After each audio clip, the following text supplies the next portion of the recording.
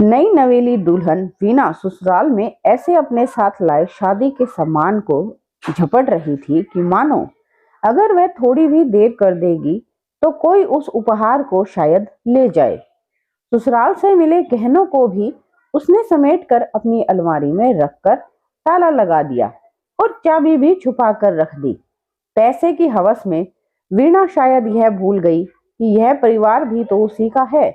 जितने भी दिन ससुराल में रही है उसे अपने पति और परिवार वालों की अच्छी बात भी बुरी लगती रही। वीणा शुरुआत से ही जिद्दी स्वभाव की रही। शादी में आई किसी औरत का उसने हीरे का हार देख लिया, बस फिर क्या था। वीणा ने भी अपने पति से हीरे का हार लाकर देने की जिद पकड़ ली। पति के लाख समझाने पर भी वह नहीं मानी। शादी के दौरान बहुत अधिक खर्च हो गया था। एक मध्यम वर्गीय आदमी के लिए हीरे का हार खरीदना बहुत मुश्किल बात होती है। पति के मना करने पर वीणा को नाराज होने का अवसर मिल गया और वह नाराज होकर अपना सारा सामान, रुपये, पैसे, गहने, कपड़े लेकर अपने मायके के लिए निकल गई। उसे रोकने की बहुत कोशिश करी लेकिन वीणा पर कोई भी असर नहीं हुआ। अपनी जिद और दौलत के मोह में तथा माँ की सिखाई सीख ने उसे कुछ भी और सोचने ही नहीं दिया। शाम तक वीणा अपने मायके पहुंच गई थी। उसे देखते ही माँ ने उसे गले लगा लिया। माँ ने सबसे पहले वीणा से प्रश्न किया, अपना सारा सामान लाई हो ना? वहां गहने और रुपए छोड़ तो नहीं आई? जमाना बहुत खराब है। बहू के जाते ही सास सारा माल दबा लेती है। अरे माँ, चिंता मत करो, सब लाई हूं, अपना और सासू माँ का भी। थोड़ा बहुत पहनने को मांगा था, फिर लौटाया ही नहीं, सब ले आई माँ।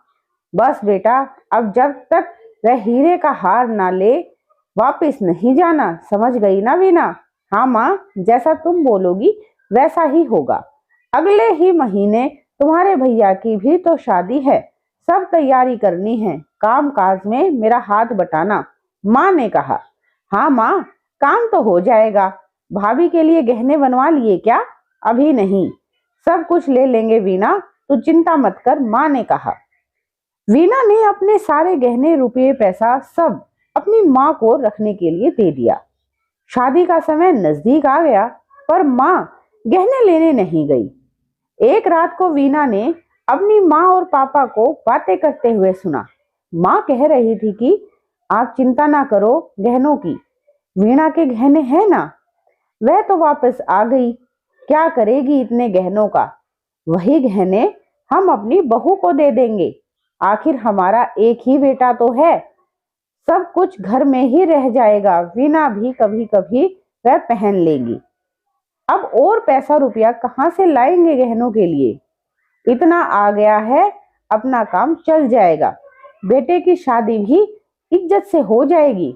और यदि दामाद 5-6 लाख का हीरे का हार ले आए तो बस फिर क्या, वीणा के पास भी गहना ही गहना हो जाएगा।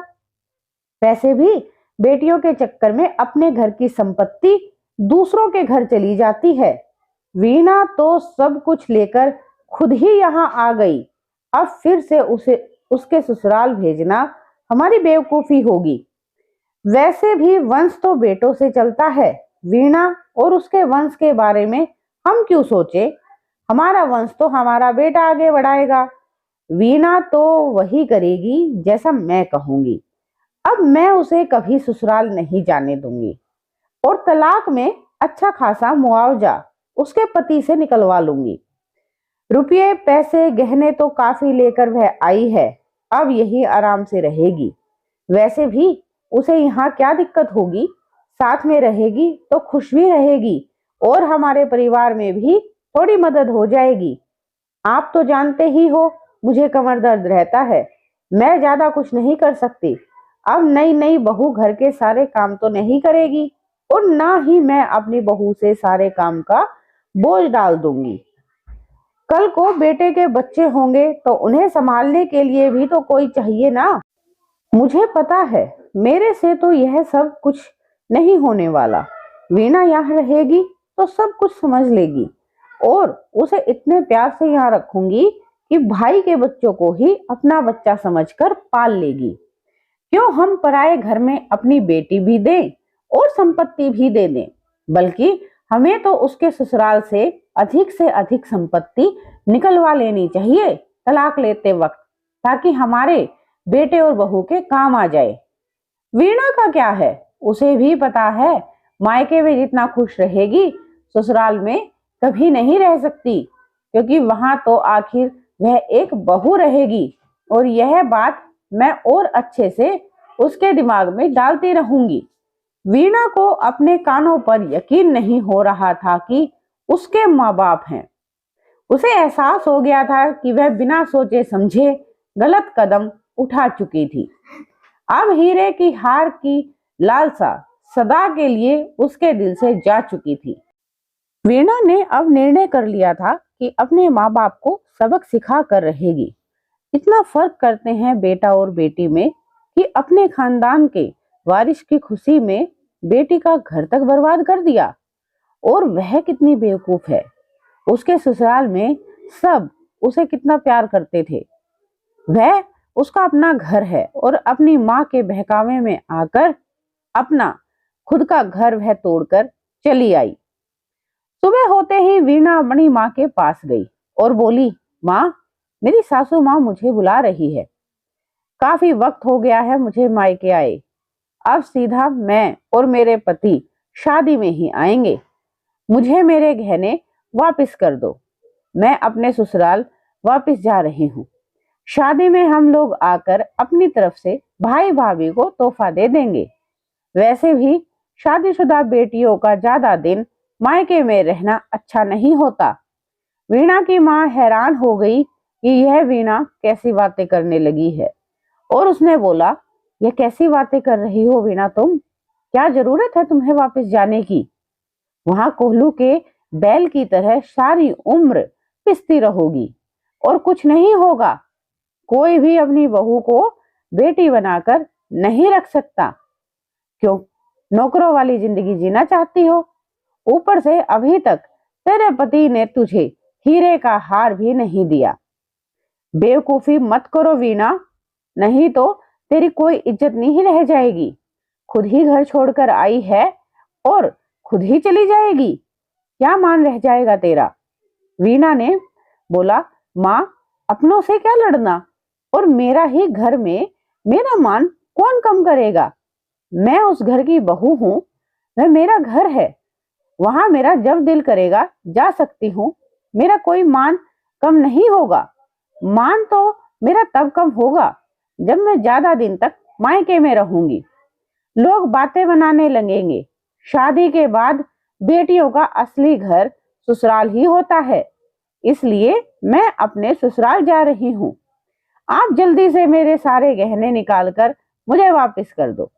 वीणा की माँ ने बोला, कैसे गहने? तू कौन से गहने लेकर आई थी? मेरे पास तेरे कोई गहने नहीं हैं। वीणा को समझ में आ गया था कि उसकी माँ कितनी शातिर औरत है और उसे अपनी बेटी से कोई लगाव नहीं। उसे पता था कि गहनों के लिए माँ बेईमानी कर सकती है, इसलिए उसने पहले ही सोच लिया कि जब माँ एक बेटी के बारे में नहीं सोच सकती, उसकी जिंदगी तक बर्बाद कर सकती है, तो वह क्यों अपने माँ बाप के बारे में सोचे। वीणा ने साफ साफ बोला, माँ, चुपचाप मेरे सारे गहने लाकर दो और जो पैसे मैंने तुम्हें दिए थे साथ में वह भी वापस कर दो, नहीं तो मैं देर नहीं लगाऊंगी पुलिस तक जाने में। और अगर मैं पुलिस तक गई तो दूध का दूध और पानी का पानी होते देर नहीं लगेगी और बदनामी फिर तुम्हारी ही होगी। कल रात में जो कुछ भी बातें आप पापा से कर रही थी ना, मैंने सब कुछ अपने कानों से सुन लिया है। मैं इतनी बेवकूफ नहीं कि अपने ही पैरों पर कुल्हाड़ी मार लूं, और मुझे कोई शौक नहीं है कि मैं भाई के बच्चों को अपना बच्चा समझकर पालूं।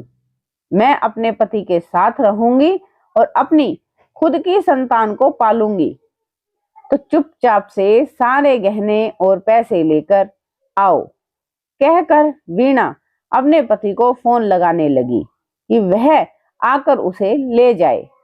काफी देर हो गई है उसे मायके में आए हुए और अब उसे अपने ससुराल की याद आ रही है। वीणा की माँ को समझ में आ गया था कि अब वीणा उसकी किसी बात में आने वाली नहीं है। वीणा ने वक्त रहते अपना घर बचा लिया, पर उसे हैरानी हो रही थी कि कोई माँ ऐसा भी कर सकती है कि बेटे के लिए अपनी बेटी का घर उजाड़ दे। अपनी सोच से उसे घृणा हो रही थी कि उसे यह अक्ल नहीं थी कि शादी के बाद उसका अपना घर कौन सा है, और वह अपनी माँ की बातों में आकर अपना घर खुद तोड़ रही थी। खैर, उसे इस बात की तसल्ली थी कि वक्त रहते उसने अपना घर बचा लिया और आगे से वह अपना घर और अपने रिश्ते हमेशा ऐसे चालाक लोगों से बचाकर ही रखेगी। जाते जाते वीणा ने अपनी माँ से कहा, माँ, उम्मीद करती हूँ कि तुम्हारी बहू की माँ भी तुम्हारी बहू को वैसे ही अच्छी शिक्षा देकर भेजे जैसे शिक्षा तुमने मुझे दी थी, और तुम्हारी बहू की माँ की सोच भी अपनी बेटी के लिए वैसी ही हो जैसी तुम्हारी सोच अपनी बेटी के लिए है। भगवान से दुआ करूंगी कि मेरी बोली गई बात सच साबित हो। साथ ही साथ मेरी माँ का असली रूप तो मेरे सामने आ गया, पर ईश्वर से दुआ करूंगी कि तुम्हारी बहू की माँ ठीक तुम्हारे जैसी ही हो और उसकी असलियत कभी भी तुम्हारी बहू के सामने ना आए। कहकर वीणा अपने घर के लिए निकल गई, क्योंकि उसका पति बाहर आ चुका था और वह नहीं चाहती थी कि उसका पति उसके मायके के अंदर आए। रास्ते में ही वह अपने पति को सारी सच्चाई बताती है और अपने पति से माफी मांग लेती है। तो दोस्तों, यह थी आज की कहानी। कैसी लगी आपको कहानी, मुझे कमेंट सेक्शन में कमेंट करके जरूर बताएं। रुपया, पैसा, दौलत आज रिश्तों से बढ़कर हो गया है समाज में। रिश्तों को बचाने की बजाय पैसों को अहमियत ज्यादा दी जा रही है। वक्त रहते वीणा ने गलती का एहसास कर लिया और उसने अपने रिश्तों को बचा लिया। न जाने समाज में कितने ही रिश्ते इसी तरह से टूट जाते हैं। अफसोस है कि कुछ रिश्ते गलत फहमियों की वजह से या लालच की वजह से टूट जाते हैं। फिर मिलूंगी आपसे ऐसी ही एक पारिवारिक कहानी के साथ। तब तक के लिए आप सभी का धन्यवाद और हम सब सदा ऐसे ही सुखी रहें, यही मनोकामना है ऊपर वाले से। धन्यवाद।